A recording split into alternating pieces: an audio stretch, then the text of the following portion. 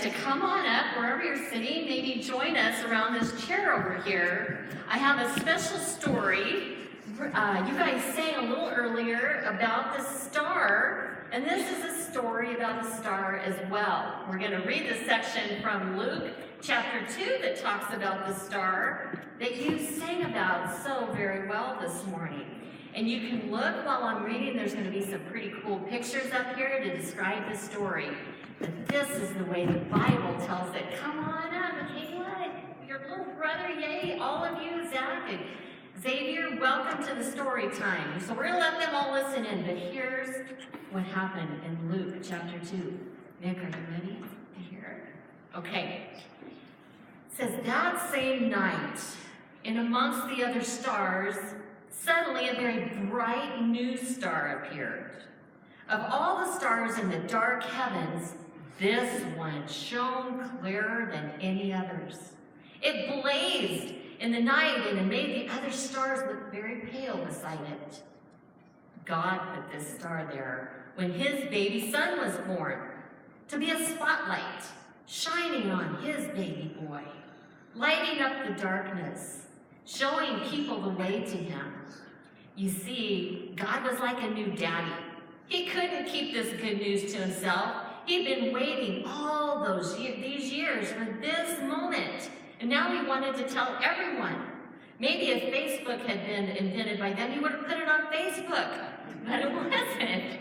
So instead, he put this big star up in the sky. He pulled out all the stops. He sent an angel to tell Mary the good news. He'd put a special star in the sky to show where the baby boy was. And now he was going to send a big choir of angels to sing his happy song to the world. He's here. He's come. Come and see him, everyone. My little boy. Now, where would you send a special choir? If you had a special choir, would you send it to a big concert hall maybe? Or a palace? God sent his choir to a little hillside outside a little town in the middle of the night. He sent all those angels to sing for a raggedy old bunch of shepherds. I don't think our shepherds are up, but trust me, there were raggedy shepherds. I understand one was even named Ben. And as they were laying out on the hillside, up came the angels. And in those days, remember, people used to laugh at shepherds and say they were smelly and call them other rude names, which I couldn't possibly mention in this room. You see, people thought shepherds were nobodies, just old scruffy riffraff. But God must have thought shepherds were pretty important because they were the ones he chose to tell the good news to first. Just a minute, honey. That night, some shepherds were out in the open fields warming themselves by a campfire when suddenly the sheep darted away. They were frightened by something and the olive trees rustled. What was that? Did you hear a wing? You did? You heard it too? They turned around. Standing in front of them was a huge warrior of light, blazing in the darkness. Don't be afraid of me, the bright, shining man said. I haven't come to hurt you. I've come to bring you happy news for everyone, everywhere. Today in David's town in Bethlehem, God's son has been born. You can go and see him. He's asleep in the manger. And behind the angel, they saw a strange glowing cloud, except it wasn't a cloud, it was more angels. Troops and troops of angels armed with light. And they were singing such a beautiful song, glory to God. To God be fame and honor, and all our hoorays. And then as quickly as they appeared, the angels left.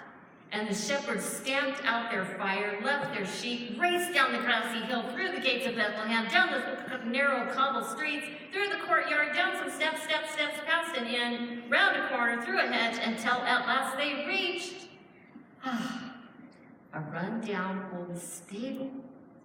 They caught their breath. Then quietly they tiptoed inside. They knelt on the dirt floor. They had heard about this promised child, and now here he was, heaven's son, the maker of the stars, a baby sleeping in his mother's arms. This baby would be like the bright star shining in the sky that night, a light to light up the whole world, chasing away darkness, helping people to see. And the darker the night got, the brighter the star would shine. Thank you for being such awesome listeners to this story. Yes.